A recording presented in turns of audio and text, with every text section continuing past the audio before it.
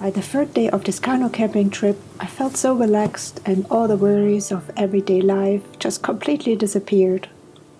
It's nice to have a day without an agenda and just chill out by the camp. It was in the middle of the summer and perfect to explore the water, swim in it, and check out what lives under the water. Nothing compares to being on a camping trip all alone for multiple days. We find our way back to nature and to a much simpler life. We use all of our senses to enjoy each and every moment.